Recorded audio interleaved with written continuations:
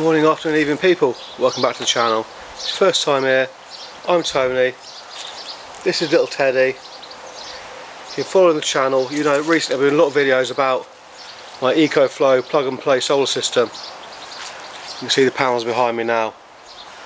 So I've got 2,600 watts of solar, an Ecoflow Stream Ultra X and a Stream Max linked together, giving me roughly 6 kilowatt hours of storage or just below, which feeds the house in conjunction with a smart meter. I'll quickly show you my system in a second, a quick overview. I did an in-depth video of my system. I'll put that on the screen up here at the end of this video if you want to see that. I'm not sponsored by Ecoflow, however there's a link in the description of the video.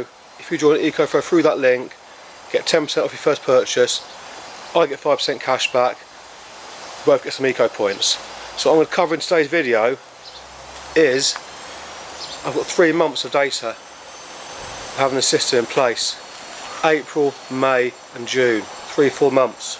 So we're going to go over how much electricity I generated in those 3 months, how much I took from the grid in the 3 months, and how much money I saved in the 3 months. I have been in a monthly video each month of what I've saved, and the plan is after 12 months I have a year's worth of data, and we'll have a look what we've generated in 12 months and how long the system will take to pay for itself. I'll talk about how much the system cost in a second, but I'll show you now. So this is an Ecoflow Stream Ultra X, 4 kilowatt hours of storage. It's got 4 built-in MPPT charge controllers and will accept 2,000 watts of solar. I've got 4 panels feeding that. That is a Stream Max, 2 kilowatt hours of storage. It'll accept 2 500 watt panels. Both have got a built-in 1,200 watt inverter. However, with current UK regulations, you can only feed the house with 800 watts.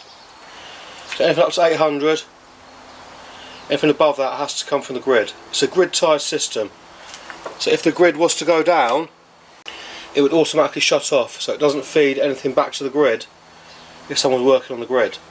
However, there are plug sockets on the back. There are 2 sockets on the back of this that you can plug into if there is a grid down. Now it's only fair for a bit of transparency. I've also got an AFRI P210 power station.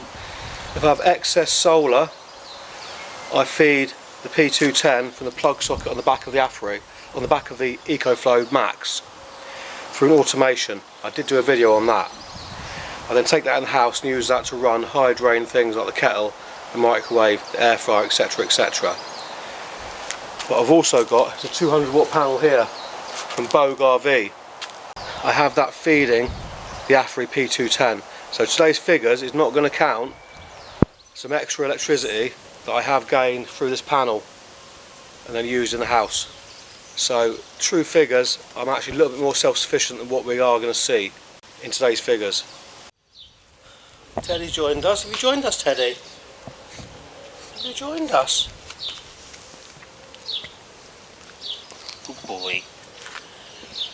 Anyway, so we've got 2 400 watt panels and 4 450 watt panels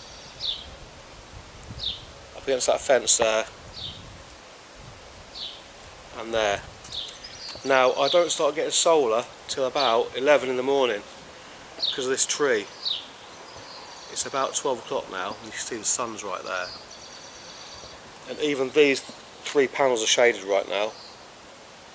So I get most of my solar generation in the afternoon. If it wasn't for that tree, I'd be generating probably double what I'm generating now. And there's the AFRI P210. I've used that this morning to cook breakfast in the air fryer.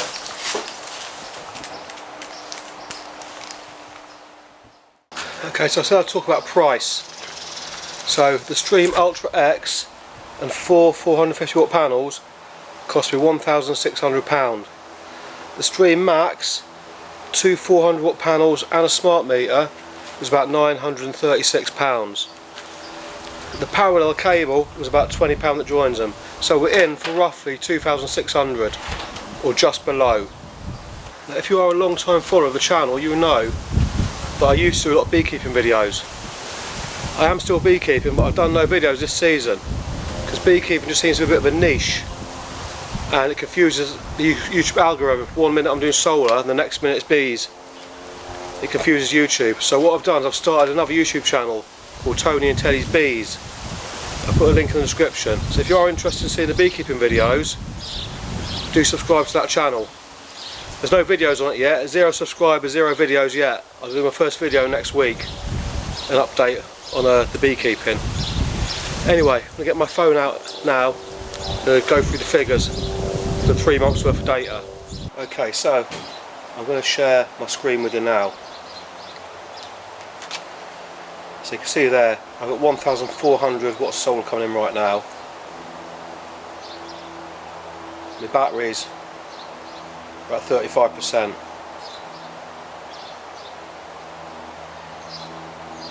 My home is consuming 174 watts. I'm taking 0 watts from the grid. So the first figures I'm going to go into then is how much electricity we've actually taken from the grid in the 3 months. So in the month of June we took 63 kilowatt hours from the grid. May 71 kilowatt hours from the grid. And April 104. I've tallied it up so that it gives us a total of 238 kilowatt hours from the grid. Next I'm going to look at what we generated. So in the month of June, 209 kilowatt hours. May 201 and April 158, which gives us a total of 568 kilowatt hours we generated in 3 months. So that means we generated 568 kilowatt hours, we took 238 from the grid. So we're somewhere around 2/3 self-sufficient on electricity, if not more. Now let's look at money.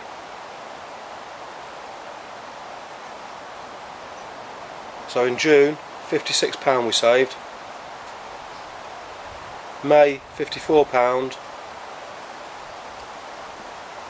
and April, £42. So that gives a total saving of £152 in 3 months. Obviously those are 3 good months, April, May, June. It'll be interesting to see what we do save in the winter. Like I say, I'm going to do update videos on how much I'm generating and a full 12 months when I've got the data. If you do want to see that, do hit the subscribe button. If you did enjoy it, find the video useful, give us a big thumbs up. Thanks for watching. Have a good day.